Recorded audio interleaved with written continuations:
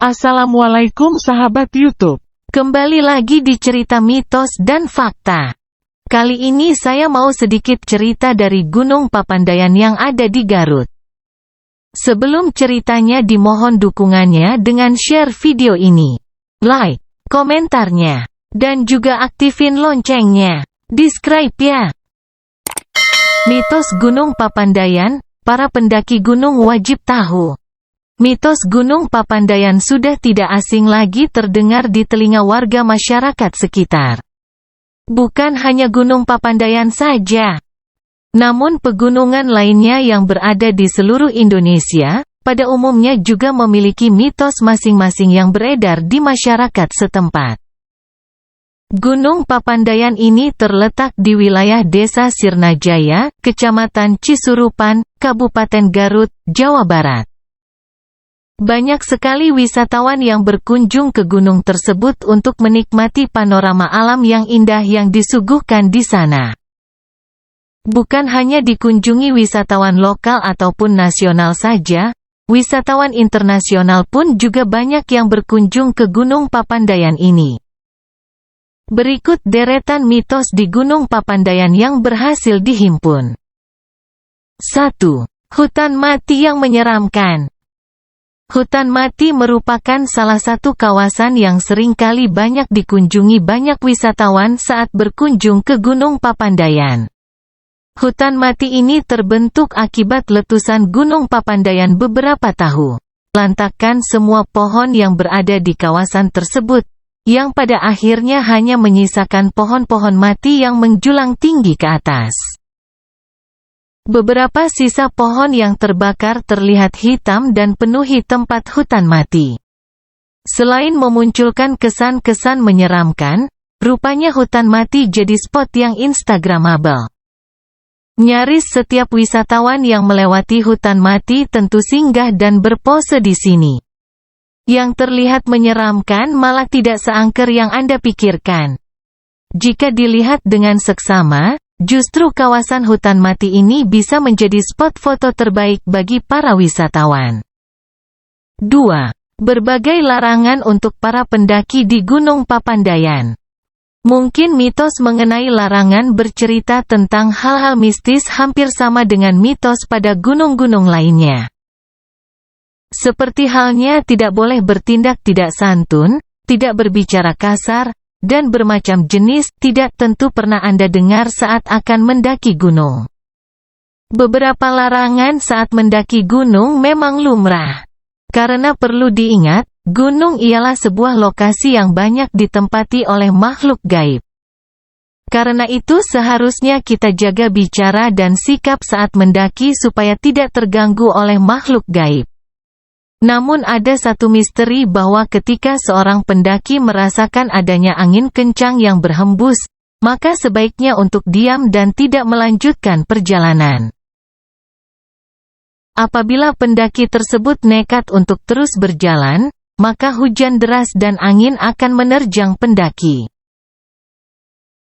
Misteri Gunung Papandayan sekitar larangan yang perlu ditaati oleh beberapa pendaki ini harus ditaati.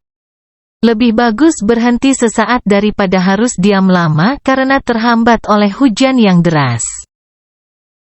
3.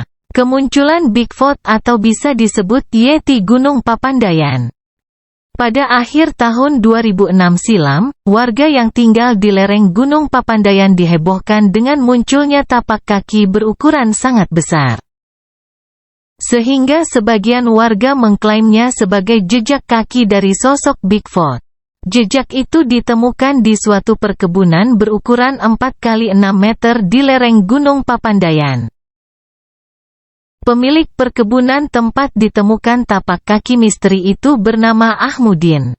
Sesudah ditelurusi olehnya, tapak kaki itu berawal dari lereng gunung atas menuju ke permukiman warga.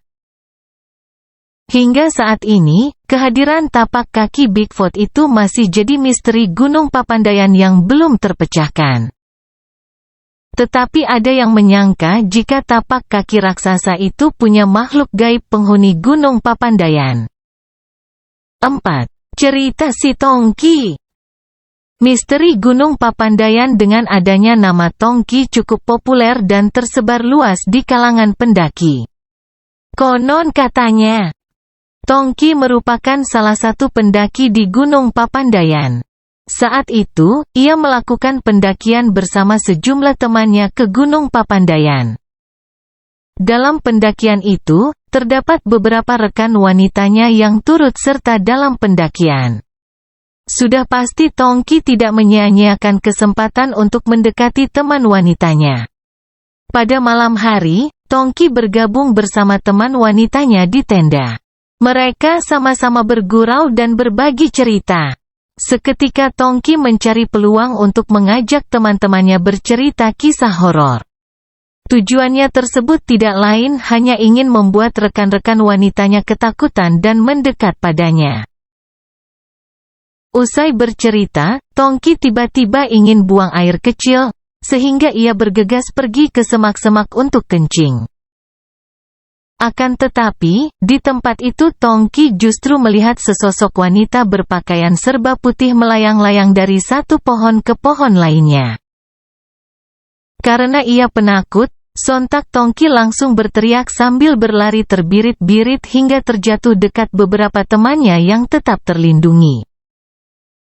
Cerita misteri Gunung Papandayan yang dirasakan Tongki ini jadi evaluasi bagi para pendaki agar tidak menceritakan cerita horor atau gaib saat mendaki gunung. 5. Gunung Papandayan, sang gunung cantik yang menelan korban jiwa. Kecelakaan yang terjadi di gunung sampai menelan korban jiwa bisa terjadi di pegunungan mana saja. Gunung Papandayan walaupun memiliki kecantikan panorama alam yang indah, bisa saja sampai menelan korban jiwa. Maka, kecantikan alam sebuah pegunungan tidak menjamin keselamatan nyawa seseorang. Pemicu kematian pendaki di Gunung Papandayan terdapat berbagai faktor, ada yang meninggal karena hipotermia, lalu ada juga yang dipastikan lenyap dan diketemukan pada keadaan wafat. Hal tersebut juga tidak terlepas dengan sangkut paut adanya makhluk gaib. Maka dari itu, kita juga harus ketahui beberapa resiko saat mendaki gunung. Karena setiap kegiatan pastinya terdapat resiko tertentu. Nah, itulah beberapa mitos Gunung Papandayan, tetapi tidak mengurangi ketertarikan para pengunjung untuk tetap berwisata dan mendaki wajib tahu. Gunung Papandayan atau Gunung Api Papandayan merupakan sebuah kompleks dan stratovolcano yang rumit, juga disebut sebagai gunung berapi komposit. Gunung tersebut berlokasi di Kabupaten Garut, mulai dari Kabupaten Garut hingga ke arah tenggara Kota Bandung di Jawa Barat, Indonesia. Tempat ini berjarak sekitar 15 km ke arah barat daya kota Kabupaten Garut. Mengutip dari laman Wikiversity, Jumat, tanggal 1 September tahun 2023. Saat ini aktivitas fumarole pada periode tersebut masih ada dan aktivitas vulkaniknya besar hingga 1772. Letusan pada 1772 menyebabkan runtuhnya sisi timur laut yang menghasilkan longsoran puing dahsyat yang menghancurkan 40 desa. Akibat kehancuran ini dan menewaskan hampir 3.000 orang. Dan lebih spesifiknya sekitar 2.957 orang. Letusannya menjadikan gunung berapi tersebut berbentuk lebar dan agak datar dengan dua puncak kecil dan dataran datar selebar sekitar 1,1 km dengan kawah di tengahnya. Membuat gunung tersebut terlihat seperti gunung kembar. Dari satu sudut pandang, salah satu puncaknya bernama Papandayan dan satu lagi bernama Gunung Puntang. Sejak tahun 1772, hanya letusan freatik kecil dan mematikan yang tercatat dan dilaporkan tepat sebelum letusan eksplosif yang dimulai pada November tahun 2002, kemudian masih terus meningkat. Nah, itulah sedikit cerita dari gunung ini. Jika tentang mitos dan fakta dari gunung ini percaya atau tidaknya tergantung kepercayaan kita masing-masing. Oke, sampai sini dulu. Nantikan cerita-cerita lain di video saya. Terima kasih. Assalamualaikum.